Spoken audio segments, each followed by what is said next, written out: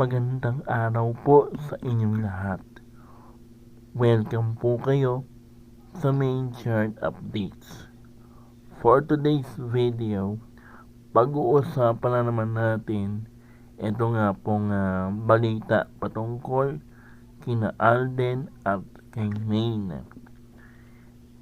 Ito nga po pala yung pinakamagandang balitang nakita ko ngayong araw. Ngayong araw ng Sabado, August 8, 2026, mga kaaldab. Ayon dito sa isa nga pong sa isang post sa social media, dito nga po sa mundo ng Facebook, ayon dito, just in Alden Richards willing raw siyang ibalik ang aldab kung hindi raw magseselos si Arjo Atayde. Teka lang muna, kahit na magselos pa yan o hindi, wala siyang pakialam, wala siyang karapatan para magselos dahil unang-una pa lang, mga kaaldab, bakit siya magsiselos? Sila nga po ba? Sila ba ni Maine Mendoza para pigilan si Alden na makasama yung kanyang tunay na mahal or asawa or karelasyon, di ba? Kahit na sabihin pa natin na itong si Alden at saka itong si Maine ay lagi naman nilang sinasabi na wala daw silang relasyon, wala daw silang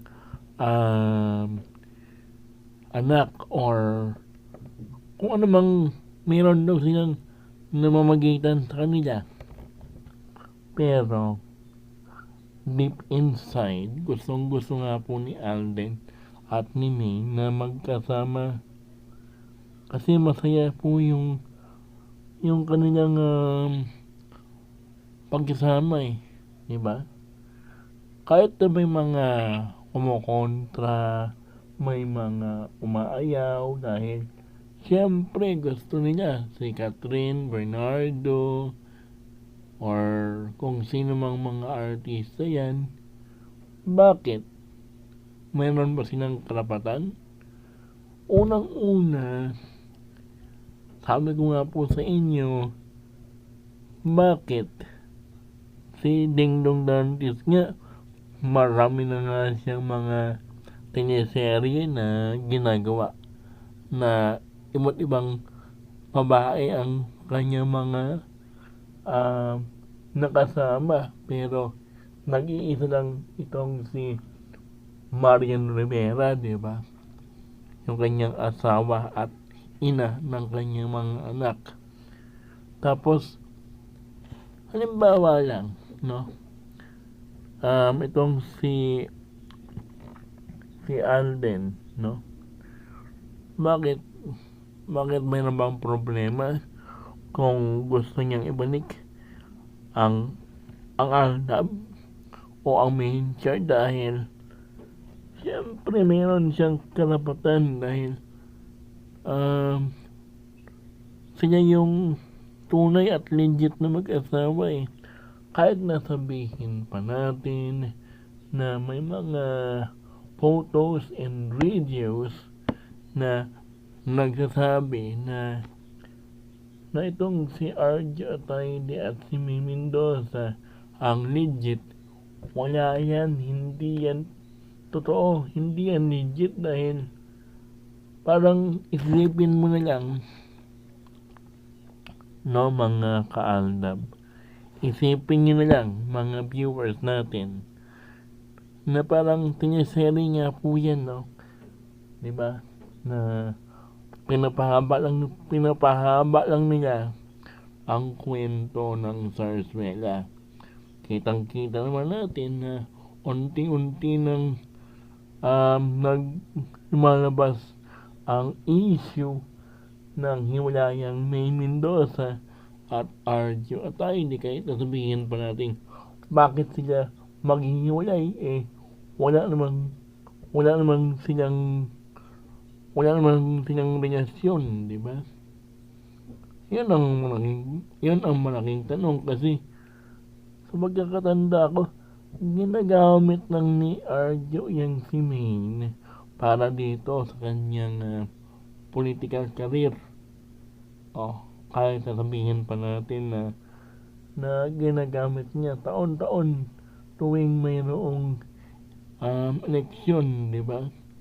Kaya nga siya tumakbo bilang congressman itong mga nakaraang taon para kumita ng malaki. Diba nga sa flood control project na yun, di ba?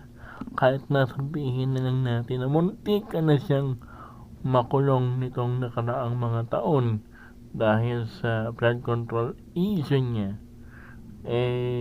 tuloy pa rin ang kanyang pagsiservisyo or pagbigay ng serbisyo sa kanyang nasasakupan, di ba? Pero hanggang doon na lang. Pero yun naman talaga yung plano niya, di ba? Gamitin si Min. Ngayon nga, di ba? Nai-issue nga daw silang maghiwalay na nga daw sila Min tsaka si Arjo, di ba? Kaya happy yung nasyon ngayon kahit nasabihin na lang natin na hindi ba masyadong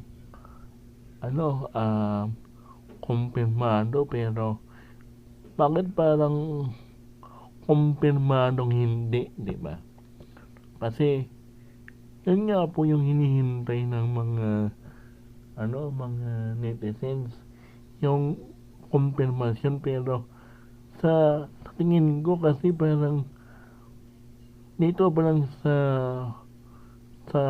ginagawa ni Maine tsaka ni Arjo na hindi magparamdam itong nakaraang mga buwan or linggo, parang sinasabi na po nila na parang confirm na nga po ang kanilang paghihiwalay kahit na hindi naman talaga sila mag-asawa. Hindi po ba? Ano ang inyong opinion, mga kaalab at ka-Mainchard, dito sa ating pinaka-latest na updates or balita patungkol kina Alden at Maine ngayong Sabado, ngayong October or ngayong August 8, 2026.